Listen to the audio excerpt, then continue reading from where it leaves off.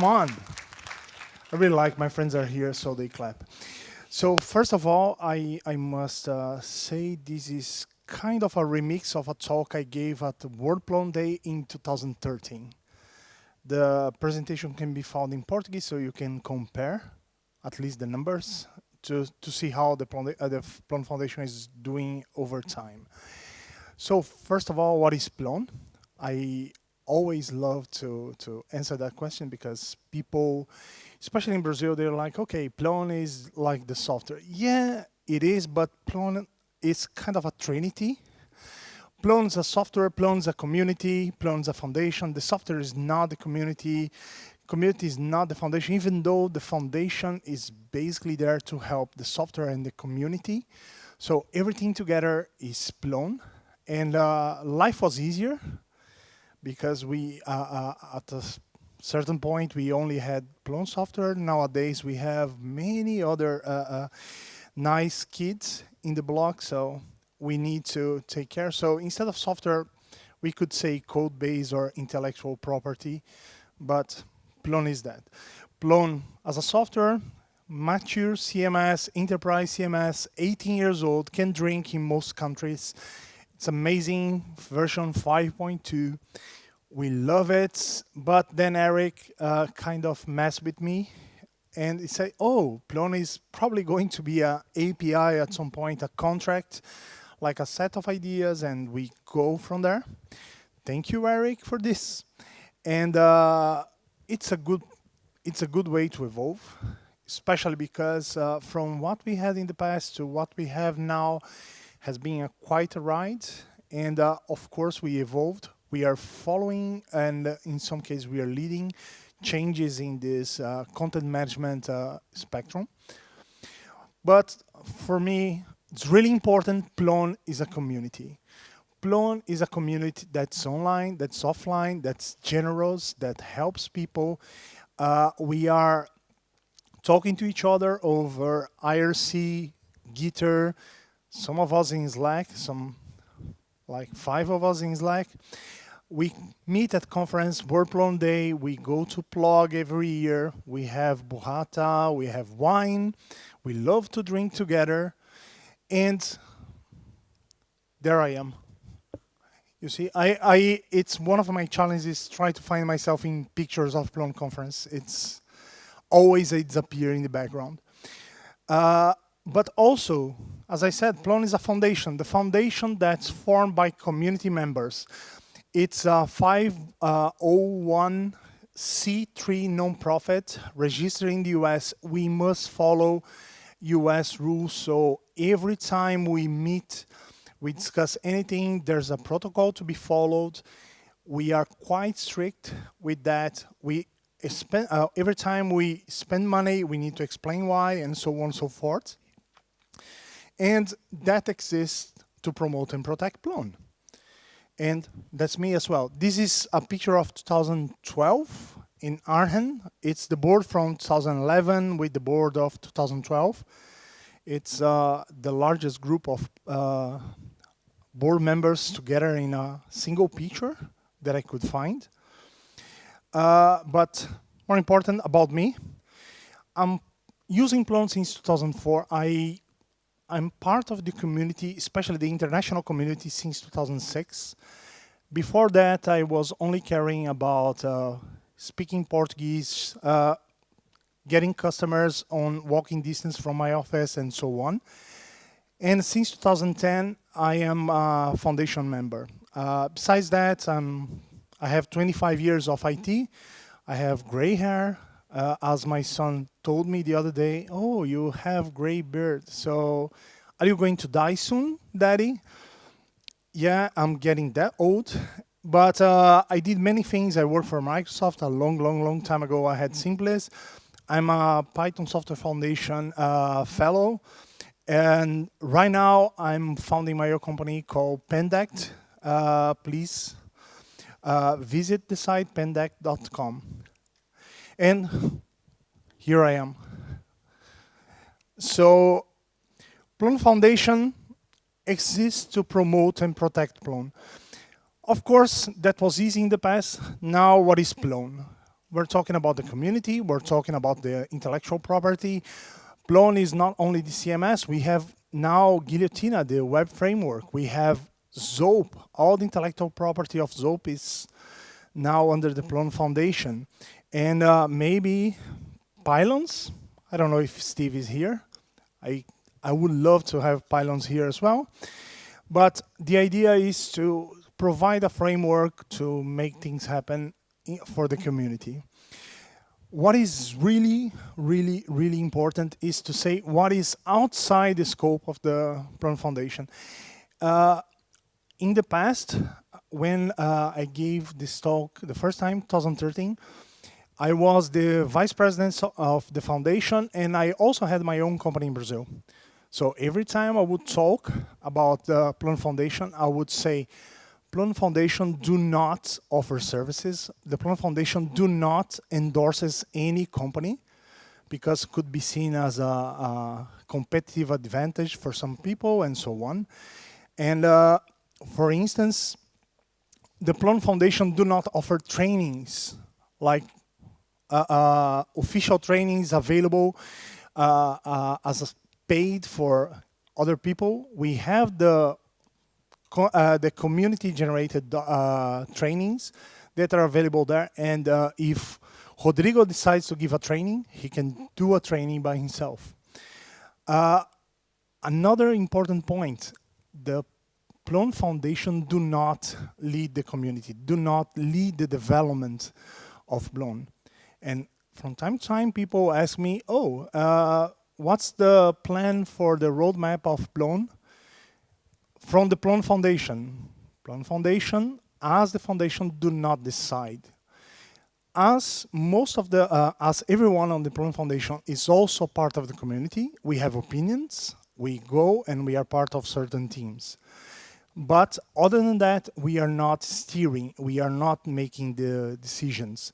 If Plone is going to be a headless CMS or not, it's a community decision, okay? The foundation, especially the foundation board, has some liaisons to some teams, just to provide a shortcut and to help speed up communication. We are not there to direct or manage, but for instance, security team, Alexander was the liaison for the past 25 years, right? He was on the board, and if there was any announcement, he was the person that would get in touch with the board and pass the news.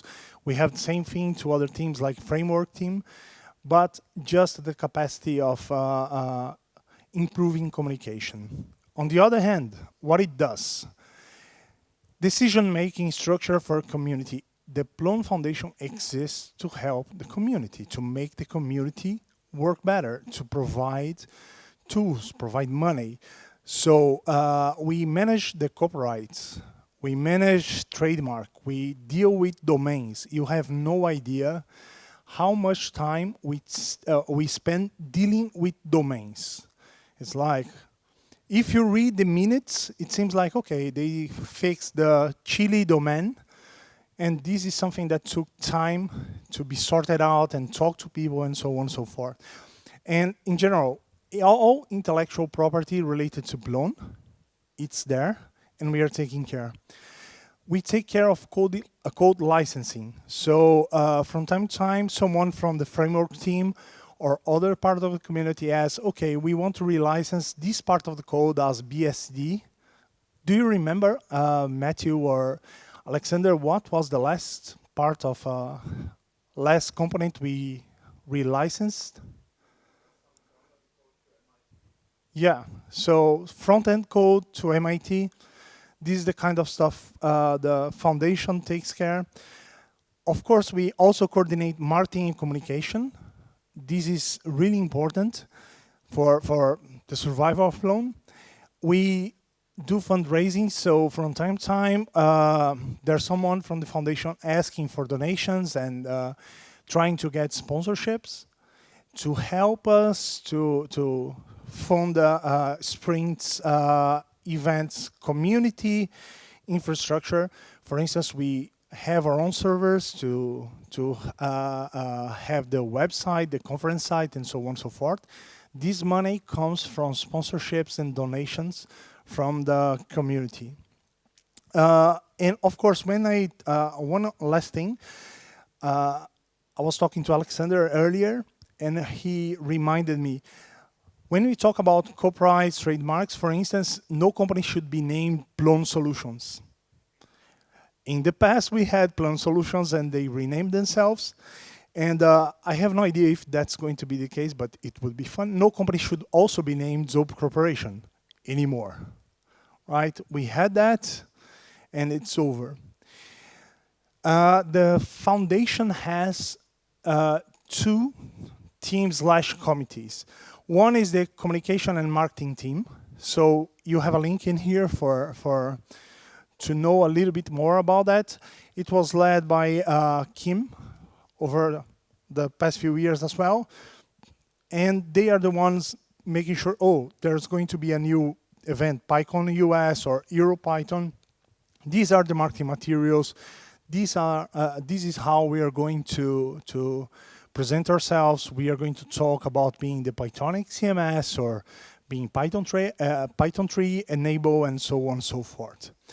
And also we have the membership committee that was led by me last time, and before that by Kim and Philip, that selects new foundation members. And talking about that, the foundation does not exist by itself. It's not an entity, like a phantom entity that has like a board of people taking care of some stuff in some shady place. We need volunteers. We need people from this room. We need people from the community to make it happen. And here is the important stuff. Every single member of the foundation came from the community. So the first thing I'm going to ask here, how many of you are foundation members at the moment? Okay. It's hard to see in the back. There's a hand there. Really, really important. Every time we asked that question, we got some surprise and expletives like, how come you're not a foundation member yet? My last huge surprise was with Fulvio. I know Fulvio since I'm part of the community, and we were at Plog, and we asked, who's not a community member? He raised his hand and kind of, what the fuck? How come? So it's really important. People usually think that to be a foundation member, you need to be a core developer. You need to devote like all your time and your firstborn to Plone. It's not like that, except for the part of the firstborn. But it's really important. You have to be a community member. You have to have some significant and enduring contributions. So it's like, okay, I worked with Plone for 3 months. I worked a lot. Am I eligible? Yeah, probably not yet. But I've been working with Plone for 15 years, doing stuff, helping documentation, organizing events. You should be a foundation member. And in here, let me just add something else. I come from Brazil, and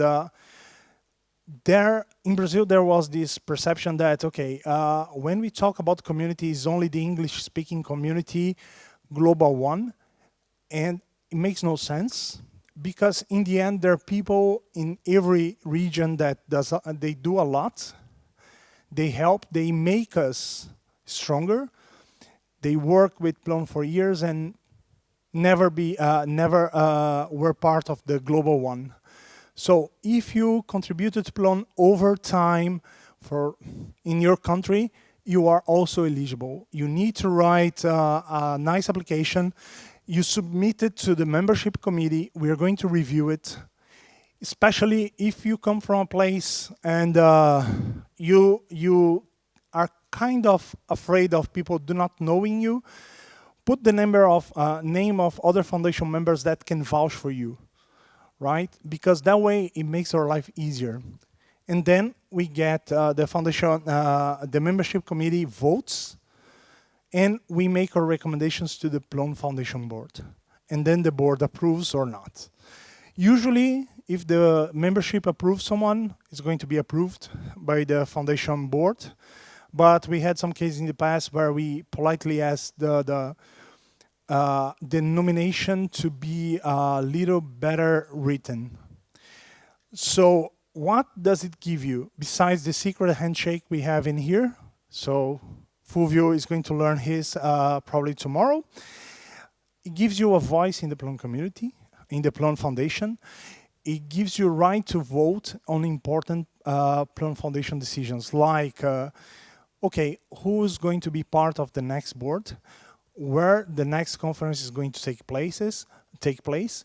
Plone conference, it's over the last few years, we usually had just one location, so there's no vote. But I remember my first time as a foundation member, we had election to select the 2011 Plone conference place, and it was between San Francisco. Everyone remembers, right? Remember, it was one of the first times I spent time with Matthew, and I remember Alexander there. I remember Fulvio during the breakfast of to kind of onboard new people. And the contender for that year was São Paulo, my city, and it was a really close call. We had this planning of, okay, we're going to have the Plone conference in 3 years in Brazil. We presented our bid, and foundation membership went for a vote, and we lost by really small margin, to the point I was afraid. So next year, 2012, I said, okay, I'm not putting a bid. God knows what happens if we win. But that's the beauty of democracy. You can always win. Membership needs to be renewed early, and here it's an important thing. Right now, we have 93 active members in the Plone Foundation. 2013, when I gave the same talk, we had 127.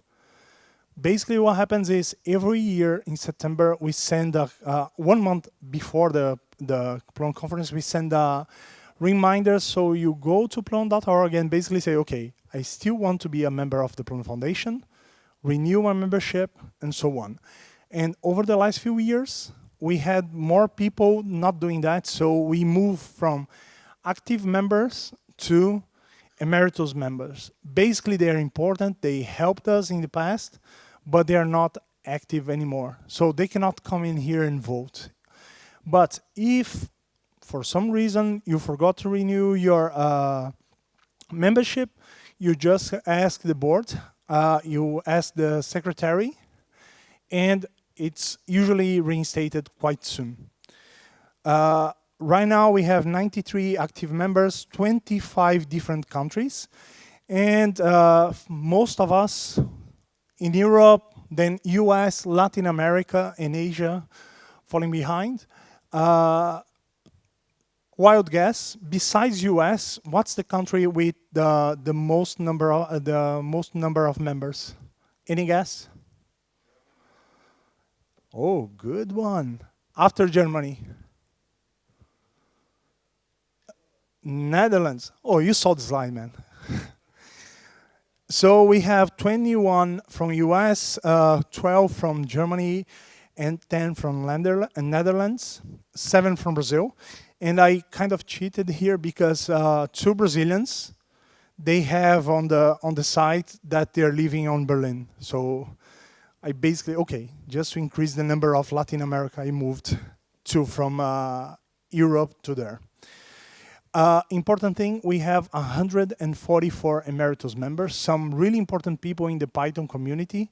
We have Paul Everett, we have Luciano Ramalho that wrote the Fluent Python book. So these people were important foundation members in the past. They were active, and now they move on and are doing other things. So consider joining to help us keep growing. About the board of directors, it's composed by 7 elected members and 1 treasurer. The treasurer is no voting, but it's the person that takes care of our finance reports and so on. You do not need to be a foundation member. So for instance, let's take Huda. Huda is not a foundation member, but he wants to volunteer to be a board member. You can nominate yourself for 2020 and not this election now, but for the next one, and then you can serve on the board. We have some really important Plone Foundation members that started being board members. And after that, they were accepted as foundation members. It's usually a one-year term from one Plone conference to the next Plone conference. It's a working board. We meet every 2 weeks over Hangouts, Skype, Zoom, or whatever. It takes between 1 hour to 1 hour and a half every meeting. We basically discuss marketing, communication, intellectual property. Eventually, we talk about code of conduct. It's something that, thanks to this amazing community, has been a while we had any discussion about that. And it's really important that if you are a foundation member, elections are happening right now. There's a link in here, but to make it easier, you can grab Matthew and give your vote. Matthew, raise your hand. Yay! And basically, you can give him your vote for the board. We have 8 candidates, 7 positions. And this is an example of a board meeting, a really well-behaved one, because no one is drinking this day. But first of all, I would like to thank Alexander because he did some archaeology of the Plone board. And since the foundation started in 2004, we had 43 people working as board members. We had 37 males and 6 females. And usually people stay around 3 years, 2.81 terms. Of course, we have people that serve for one board term and then moved on. And we have people that stay longer than that. But usually it's something that you stay for 2-3 years and then you do something else. It's really fun. It's one of the most rewarding experiences I had in the Plone community. It's really a pleasure talking to these amazing people every week. I remember at some point, Elizabeth Letty was part of the board, same board that Matthew was. And I remember she gave a talk at the Plone Canada and Python Canada conference, and she said that working with the Plone community was amazing because we were the first people she talked in the morning and the last people she talked every night. And we had a really diverse board, and it was really fun. And that is really important for you to know. It's really a pleasure to be part of this board. So, be part of it. Apply to become a member of the foundation.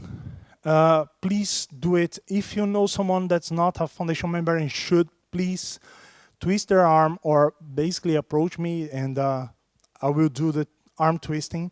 If you are already a member, vote, raise your voice. And for everyone in here, tomorrow at 1:30 in this room, we're going to have the membership meeting. We do that every year. So it's where we are going to announce the new board. It's where we are going to present the results from the 2018-2019 board year. And everyone is invited. Of course, only foundation members can vote. Only foundation members can make motions. Also, volunteer to one of our teams. The marketing team is open for everyone. The membership needs to, it's open only for current foundation members. And please consider running for the board in 2020. It's really important that we have new people on board. It's really important that you take some time and help us in a different way. It's not only code and documentation. And one last thing, I would like to thank Red Turtle for organizing this conference. It's really amazing. You guys are awesome.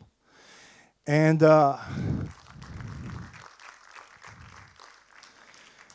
has been a while. I know Red Turtle for quite a long time. I used their products for quite a long time before I became like a Plone Foundation member or a contributor.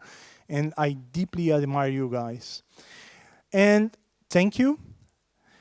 These are my contacts. And this is the Twitter account of my new company, Pendect. Please go there, follow us. And this presentation will be on SlideShare. And this is a nice picture Kim took of me in 2014, where I was using my old MacBook as a support for to keep my food warm. So that's how much I love my computers. Thank you all. If you have questions. If you do not have questions, it's lunchtime, right? Yeah, it is.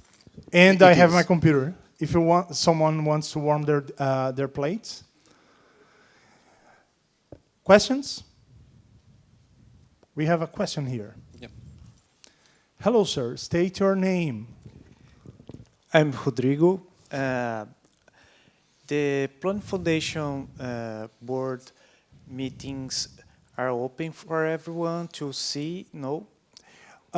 We open the meeting once a year, so people understand how we work. But you can follow what was discussed, even if you're not a foundation member, on the plone.org/foundation/meeting minutes. You can go there. You can see every single decision the Plone Foundation made since 2004. Everything is there. Okay, and you can always see the agenda for the next meeting, because we publish 2 or 3 days prior to the meeting. And usually the meetings take place on Thursdays, around 8 UTC.